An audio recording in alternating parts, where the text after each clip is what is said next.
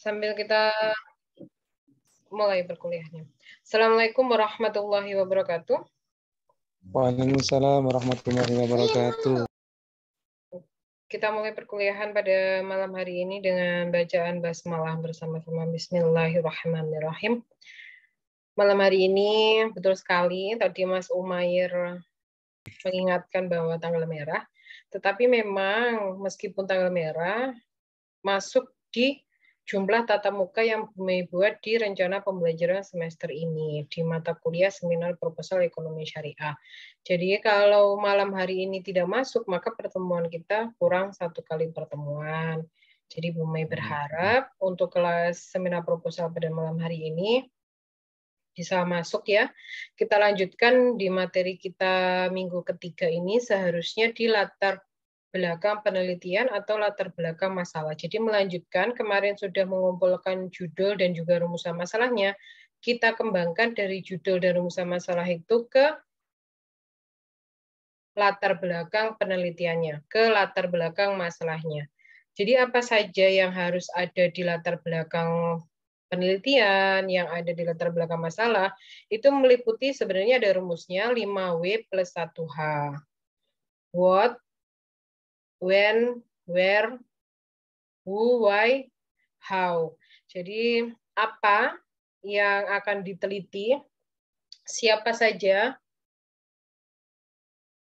yang akan diteliti, kapan pelaksanaan penelitiannya, di mana akan dilakukan penelitian, mengapa dilakukan penelitian tersebut, dan yang terakhir bagaimana cara melakukan penelitiannya. Jadi ketika 5W plus 1H-nya itu terjawab di latar belakang penelitian maupun di latar belakang masalah, maka rekan-rekan di semester 6 ini akan bisa membuat latar belakang penelitian atau latar belakang masalahnya sesuai dengan judul penelitian yang sudah dibuat kemarin. Seperti itu.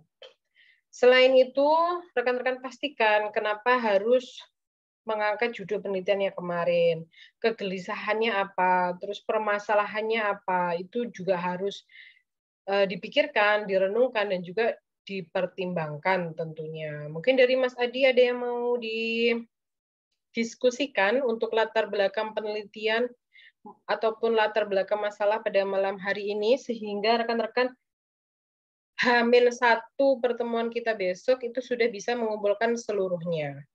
Jadi setiap H-1 mau perkuliahan diharapkan setiap materi yang sudah kita bahas ini bisa diselesaikan rekan-rekan sehingga nanti akan jadi yang namanya proposal skripsi yang akan kita presentasikan di perkuliahan seminar proposal ekonomi syariah ini tentunya. Silakan Mas Adi jika ada yang mau didiskusikan. Maaf sebelumnya. Itu yang setelah judul itu apa namanya? Jadi setelah judul penelitian itu sebenarnya lanjutannya adalah latar belakang penelitian atau latar belakang masalah, latar belakang penelitian atau latar belakang masalah. Jadi penggunaan redaksi, penggunaan istilah itu penting sekali, konsistensinya.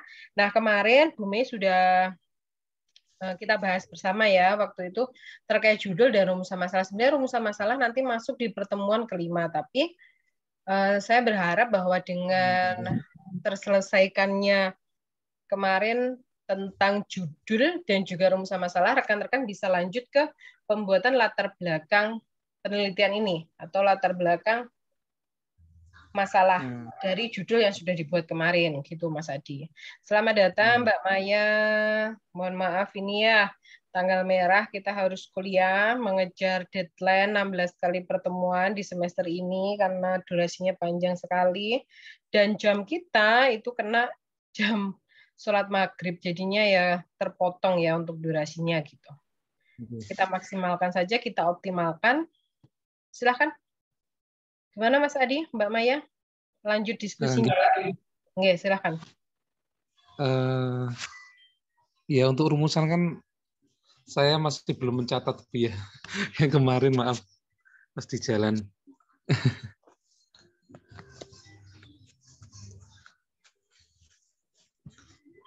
Jadi yang latar belakang tadi 5W 1H gitu.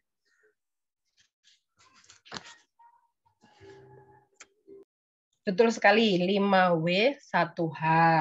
What, who, when, where, why, how. Jadi apa yang diteliti, terus siapa saja nanti yang terlibat di dalam penelitian tersebut, kapan akan dilakukan penelitiannya, di mana lokasi penelitiannya, mengapa dilakukan penelitian dengan judul tersebut, dan bagaimana penelitian tersebut akan dilakukan. Jadi ketika pertanyaan dari rumus 5W plus 1H itu terjawab, maka jadilah latar belakang penelitian maupun latar belakang masalah judul dari yang rekan-rekan kemarin buat. Ini Bumi izin share screen ya untuk nih. Ini yang sudah rekan-rekan kerjakan, judul seminar proposal Ekonomi Syariah angkatan 2019, betul sekali. Jadi yang pertama kali itu ada Mas Umair, analisis peran Koperasi Syirkah Muslim Indonesia dalam membantu perekonomian tanpa riba. Nah, ini harus dibuat judul ini tuh spesifiknya gini, jelas. Jadi judul itu ketika kita membaca, itu kita tidak ambigu, terus kita tidak multitafsir di judul tersebut. Jadi harus benar-benar jelas, singkat, padat, tidak multitafsir, tidak banyak pemahaman ketika kita membacanya, terus ketika sekali baca itu pembaca akan mengetahui bahwa oh arahnya ke sana ya penelitiannya, seperti itu. Jadi untuk Mas Umair ini memang perlu direvisi untuk judulnya, tidak apa-apa. Ini sudah bekerja keras untuk mendapatkan judul ini. Ini Mas Umair pasti tidak ada ya. Kita ke Mas Andreas Desta ya. Di sini ada pengaruh kualitas pelayanan terhadap kepuasan dan loyalitas pelanggan. Memang ini nanti kelihatannya ke kuantitatif. Saya melihat di sini ada pengaruh antara kualitas pelayanan, kepuasan, dan juga loyalitas pelanggan. Saya belum tahu nanti hipotesisnya seperti apa, Mas Andrian ini. Studi pada toko mitra bangunan Tulungagung. Jadi tahunnya tidak perlu diberi, tidak apa-apa. Terus Mbak Maya, peran pasar tradisional dalam meningkatkan perekonomian masyarakat dalam perspektif ekonomi Islam. Ya, di sini memang ada 3 variabel, di mana ada pasar tradisional, peningkatan perekonomian masyarakat, dan juga perspektif ekonomi Islam. Nah, ini nanti seperti apa peran pasar tradisionalnya ya. Ini banyak kelihatannya memang sudah ada yang meneliti, bagus. Minimal kita ada keunikan atau ciri khas tersendiri di judul skripsi kita ini. Mas Ahmad, ya, transaksi pinjaman online perspektif ekonomi Islam. Ya, jadi perlu ditekankan lagi di sini transaksi pinjaman online, apakah memang sudah ada pinjaman online yang syariah, terus undang-undang pinjaman online itu sudah ada atau belum, terus nanti dilihat dari kacamata ekonomi Islamnya seperti apa. Mbak Dwi Anjarwati, strategi marketing di era digital, studi pada Iris Media Tulungagung. Nah, ini studi pada Iris Media ini apa ya, Iris Media? Bumi kok belum familiar dengan Iris Media. Terus strategi marketing di era digital, untuk apa ini strategi marketing di era digital ini? Jadi variabelnya ini kurang begitu jelas untuk Mbak Dwi Anjarwati. Sedangkan Mbak Korir sendiri potensi usaha sablonan dalam kesejahteraan ekonomi masyarakat. Nah, dalam kesejahteraan. Dalam apa? Apakah untuk meningkatkan atau untuk apa ini? Jadi ini masih multitafsir juga, masih ambigu untuk judul dari Mbak Korir. Kita masuk ke Mbak Rita kemarin ya, implementasi investasi emas mini goal perspektif ekonomi Islam di Tulungagung. Ya, ini boleh. Implementasi investasi emas karena perspektif ekonomi Islamnya 2 variabel cukuplah. Mas Adi, peran pedagang wanita dalam mensejahterakan perekonomian keluarga. Peran pedagang wanita ya. Peran pedagang wanita dalam mensejahterakan perekonomian keluarga. Nah, ini nanti Bu Mei pengen tahu tolak ukur dari kesejahteraan perekonomian itu dilihat dari sisi apa, Mas? Oh, okay. Itu harus Keluarga ada dikatakan sejahtera itu seperti apa? Perspektif ekonomi Islam. Nah, ini harus dicari alat ukurnya untuk kesejahteraan perekonomian keluarga itu. Orang dikatakan sejahtera, keluarga dikatakan sejahtera perekonomiannya, itu alat ukurnya apa? Harus bisa diukur nanti. Atau itu gini aja, berarti peran pedagang wanita perspektif ekonomi Islam. Peran pedagang wanita perspektif ekonomi Islam. Jadi langsung dibuat seperti itu boleh. Peran pedagang wanita perspektif ekonomi Islam. Jadi nanti kita akan menganalisa, kita akan meneliti pedagang wanita itu perspektif ekonomi Islam itu seperti apa gitu loh. Ini kan kacamatanya kacamata ekonomi Islam, yang kita teliti adalah pedagang wanita itu sendiri. Itu seperti apa? Di dalam Islam kan tentunya kedudukan seorang wanita, terus fungsinya mungkin dijelaskan. Jadi di sini mungkin Mas Adi Sugiono ingin lebih mengkajinya secara mendalam tentang peran pedagang wanita itu perspektif ekonomi Islam itu seperti apa. Tadi pada pasar Tamanan Tulung Agung boleh. Jadi cukup dua variabel itu boleh. Peran pedagang wanita, perspektif ekonomi Islam boleh. Peran pedagang wanita dalam meningkatkan kesejahteraan perekonomian keluarga, perspektif ekonomi Islam. 3 variabel itu juga boleh. Peran pedagang wanita dalam meningkatkan kesejahteraan perekonomian keluarga, perspektif ekonomi Islam itu boleh sekali. Oke. Jadi yang perlu ini nanti diperbaiki lagi. Tambahi meningkatkan, gitu. Ya, meningkatkan, gitu. Dalam meningkatkan kesejahteraan. Jadi yang penting. Jadi kata-kata yang dipakai itu juga harus pas. Peran pedagang wanita dalam meningkatkan kesejahteraan perekonomian keluarga, perspektif ekonomi Islam itu boleh. Jadi memang ketika kita membuat judul itu memang kita Mas ya, kita breakdown ada berapa variabel di dalamnya, terus nanti analisa datanya seperti apa, terus teknik pengumpulan datanya seperti apa, alat ukurnya nanti bisa apa tidak. Itu memang harus dijadikan suatu pertimbangan oleh peneliti ketika peneliti itu akan meneliti judulnya. Jadi cara membuat judul seperti itu. Oh, nggih. Alhamdulillah ini sudah bertambah. Ada Mas Umair, satunya lagi hilang kontak. Tadi Bu Mei belum mengecek lagi, nggak tahu. Tadi 5, sekarang 4. Ya, silakan. Mbak Maya, mungkin ada yang mau didiskusikan ini.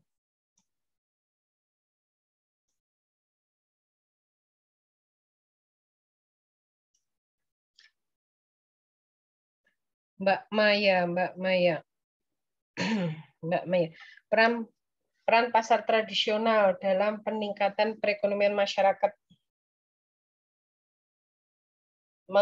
dalam perspektif ekonomi Islam. Ya, peran pasar tradisional dalam peningkatan perekonomian masyarakat dalam perspektif ekonomi Islam. Oke, tadi pada pasar tradisional Ngentrong, Tulung Agung. Itu nanti memang harus ya Mbak Maya, boleh. Ini nanti alat ukurnya seperti apa juga. Ketika kita tahu bahwa pasar tradisional itu memiliki peran dalam peningkatan perekonomian masyarakat. Nah, saat ini Mbak Maya harus punya datanya, bagaimana posisi atau kedudukan atau kondisi perekonomian masyarakat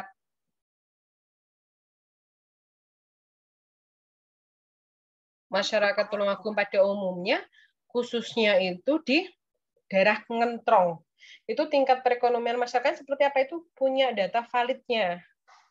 Terus nanti perlu diteliti juga pasar tradisional itu perkembangannya seperti apa di Ngentrong, seperti itu. Jadi ketika ini diangkat, benar-benar ada masalah di daerah Ngentrong sendiri atau di pasar tradisional Ngentrong, sehingga peneliti mengharapkan akan memberikan kontribusi ketika peneliti itu melakukan penelitian dengan judulnya ini. Gitu.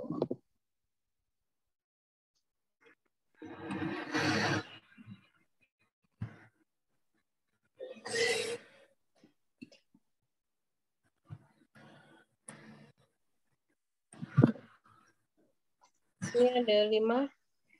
Selamat datang Mbak Dwi Anjar.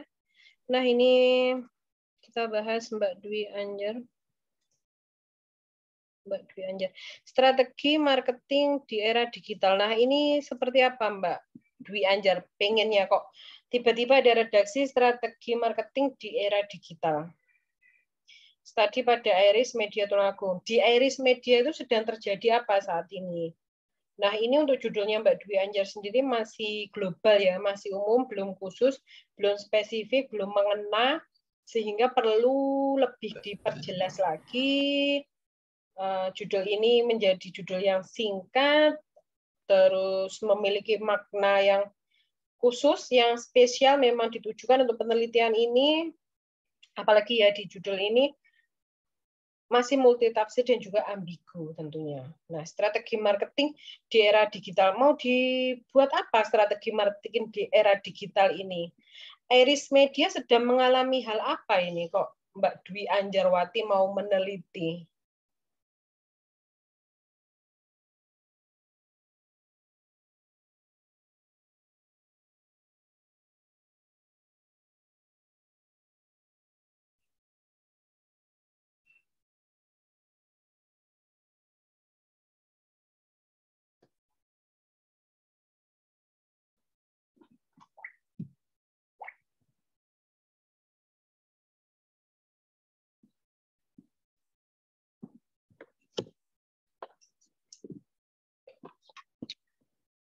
Silakan rekan-rekan jika ada yang mau didiskusikan. Ini ada Mbak Korir, Mas Adi, Mbak Dwi Anjar, Mbak Maya, Mas Umair. Nah, di Mbak Korir sendiri, ini potensi usaha sablonan dalam kesejahteraan ekonomi masyarakat Tulungagung. Nah, ini potensi usaha sablonan dalam kesejahteraan dalam apa ini? Meningkatkan kesejahteraan ekonomi masyarakat Tulungagung atau seperti apa? Nah, yang perlu diketahui, Mbak Korir harus memiliki data berapa banyak usaha sablonan yang ada di Tulungagung. Apakah itu bisa mewakili untuk memberikan kesejahteraan ekonomi masyarakat Tulungagung itu sendiri? Karena di sini kita akan meneliti tentang potensi. Ketika kita berbicara potensi, usaha sablonan tentunya ini banyak sekali peminatnya. Karena di sini ada redaksi potensi ya, Mbak Korir ya. Nah, yang Bu Mei tanyakan lagi, datanya usaha sablonan yang ada di Tulungagung itu sudah ada berapa banyak? Terus ini dalam kesejahteraan ini dalam apa? Dalam meningkatkan atau seperti apa? Alat ukurnya nanti apa? Itu juga harus jelas. Jadi di dalam membuat judul penelitian, rekan-rekan tidak apa-apa, ini nanti sambil jalan, nanti akan kita otak-atik lagi tentunya. Jadi untuk malam hari ini, sampai pertemuan H-1, berarti H-1 itu hari Minggu, saya berharap rekan-rekan nanti sudah dapat menyelesaikan latar belakang penelitian atau latar belakang masalahnya. Di mana cara pembuatan latar belakang atau latar belakang penelitian ataupun masalah itu sendiri, dibuat latar belakang ya, cara membuatnya itu terdapat unsur 5W plus 1H. 5W plus 1H ada what, who, when, where, why, how.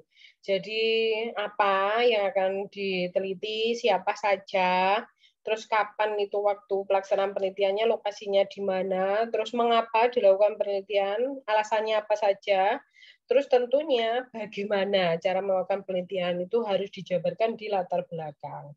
Ketika rekan-rekan sudah bisa menjawab 5W plus 1H, insya Allah nanti latar belakang penelitian atau latar belakang masalahnya itu nanti bisa terselesaikan. Jadi H-1 hari Minggu, silahkan japri ke Bu Mei, kirim ke WA boleh wes filenya dalam bentuk Word ya, jangan PDF, Word aja. Untuk latar belakang penelitian atau latar belakang masalahnya. Oke, silakan jika ada yang mau ditanyakan. Jadi perkuliahan kita tidak perlu memakan banyak waktu karena tadi Bu Mei sudah meminta dan menjelaskan ke Mas Adi yang tadi sudah datang terlebih dahulu bahwa memang hari ini tanggal merah, tetapi untuk mata kuliah kita memerlukan atau membutuhkan 16 kali tatap muka. Jadi meskipun tanggal merah, Bu Mei tetap masuk. Gitu. Biar nanti lebih optimal dan juga maksimal untuk hasil perkuliahan kita di seminar proposal ekonomi syariah di semester ini. Ya Bu Mei mau bertanya. Silakan. Untuk kalimatnya itu apa dibatasi Bu untuk latar belakang? Oh tidak Apa? ada batasan untuk latar belakang. Semakin sampean menjelaskan atau menjabarkan atau mendeskripsikannya di latar belakang itu sedetail mungkin, selengkap mungkin itu malah lebih bagus. Karena apa? Di latar belakang itu nanti yang akan menjadi acuan pedoman sampean untuk melanjutkan ke identifikasi masalah, ke batasan masalah, ke rumusan masalah, ke tujuan penelitian, dan kegunaan penelitian.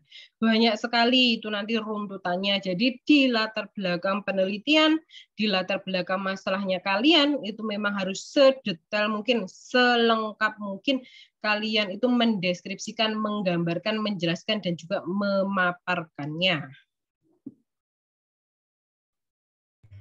Okay. Ada lagi? Mohon maaf ya, Bu Mei izin off kamera. Okay. Silakan. Ini berarti untuk semua judul yang ada ini semua berarti sudah bisa untuk bahan skripsi nanti, sudah bisa ya.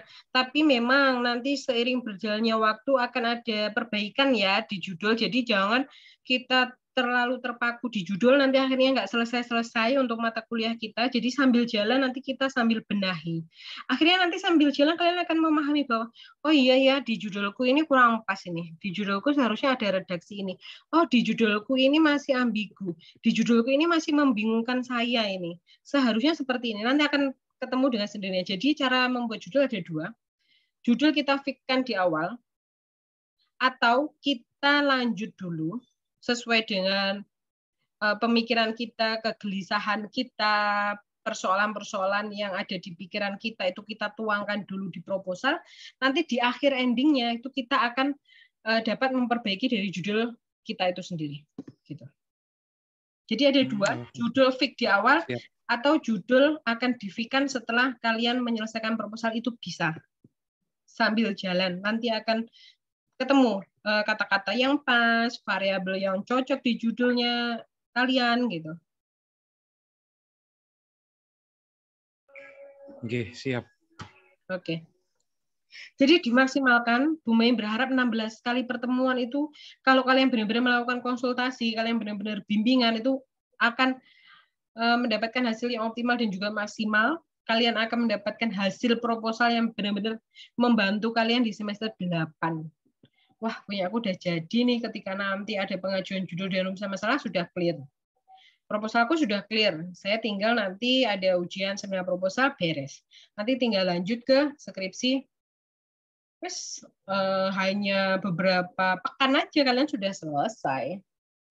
Jadi kalian tidak akan berkutat lagi hanya mencari judul, dan juga judul. Karena apa? Kalian sudah selesai di seminar proposal ekonomi syariah ini sudah selesai proposalnya, jadi tinggal menghadapi kenyataannya nanti itu di semester 8. Itu sebenarnya goalnya Bu Mei, tujuannya Bu Mei di mata kuliah ini. Dan tujuan goal di mata kuliah ini bisa tercapai ketika ada kerjasama yang baik antara kita ya. Oke, siap. Ya karena banyak yang bingung Bu. Iya, teman-teman ya. Kebingungan itu jangan didiamkan. Karena nanti hanya berkutat di bingung dan juga bingung, saya berharap kalau kalian malu untuk voice note dan sebagainya, kalian itu bisa mengetik gitu loh. Jadi memang benar-benar dioptimalkan ada WA, kalau di grup malu ya silahkan WA pribadi. Tapi Bu Mei itu sebenarnya lebih suka kalau kalian tuh WA di grup. Kenapa? Yang lainnya nanti akan belajar dari kebingungan kalian. Jadi akhirnya Bu Mei kan tidak melakukan pengulangan-pengulangan yang itu menurut Bu Mei membuang-buang tenaga karena Kalau di WA Japri kan yang tahu hanya kita berdua, tapi kalau di WA grup minimal nanti bisa di-scroll sama temennya bisa ikut baca, temennya bisa ikut belajar, seperti itu. Karena di mata kuliah ini sharing itu penting ya, berbagi, terus kita berproses bersama itu penting sekali. Jadi nggak usah sungkan, manfaatkan, ini kesempatan kalian, ini peluang kalian. Jadi benar-benar ya kalau Bu Mei bilang itu manfaatkanlah kesempatan ini 16 kali pertemuan, ayo kita maksimalkan, kita optimalkan.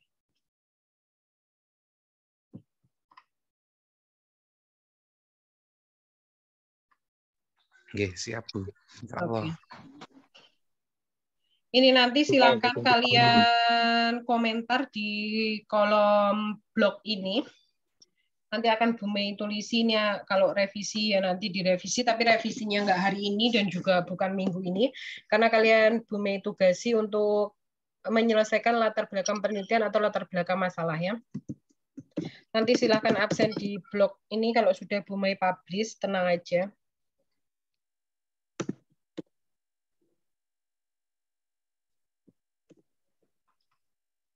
Bu Mei. Dalam. Izin bertanya. Silakan.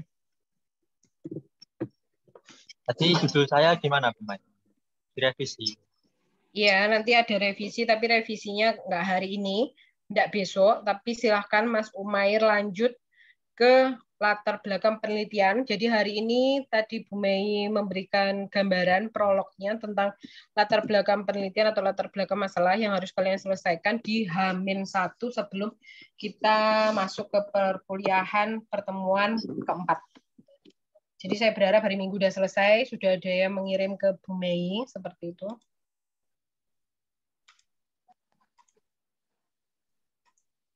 Enggak apa-apa, judulnya ini enggak apa-apa sementara, tetap nanti akan kita revisi dengan seiring berjalannya waktu. Mas Umair nanti akan terbuka bahwa oh iya, ternyata ini loh yang saya maksud, kegelisahan saya, permasalahan yang ada di pikiran saya ini sebenarnya ini loh Bu Mei, itu akan ketemu. Kalau sekarang masih bingung, sekarang sudah ada gambaran sama sekali, ya harus kita cari datanya dulu. Cari datanya dulu, kita kumpulkan, kita buat di latar belakang penelitian, ya. Kita buat proposal ini memang tujuannya untuk itu. Untuk kita mendapatkan benar-benar, oh, judul saya ini loh, gitu. Nanti akan bisa kok direvisi. Oke, silahkan yang lainnya. Nanti silakan absen di sini ya. Kalau Bu Mei sudah share untuk link blogspot-nya, ini Bu Mei selesaikan dulu. Ada pertanyaan lagi atau ada yang mau didiskusikan lagi terkait mata kuliah kita, seminar proposal ekonomi syariah? Silakan.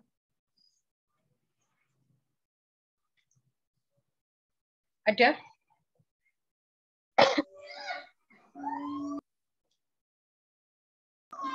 Insya Allah sampun Bu. Oke, kalau tidak ada, kita akhiri ya untuk perkuliahan malam hari ini. Terima kasih yang sudah meluangkan waktunya. Nanti Mas Adi atau Mbak Korir atau Mbak Dwi, Mbak Maya, Mas Umair nanti bisa bantu teman-temannya untuk absen di Blogspot. Silahkan absen nanti. Oke, kita akhiri perkuliahan. Ada kurang lebihnya Bu Mei, mohon maaf. Terima kasih sekali lagi. Kita akhiri dengan bacaan hamdalah bersama-sama. Alhamdulillahirabbil alamin. Wassalamualaikum warahmatullahi wabarakatuh. Waalaikumsalam warahmatullahi wabarakatuh.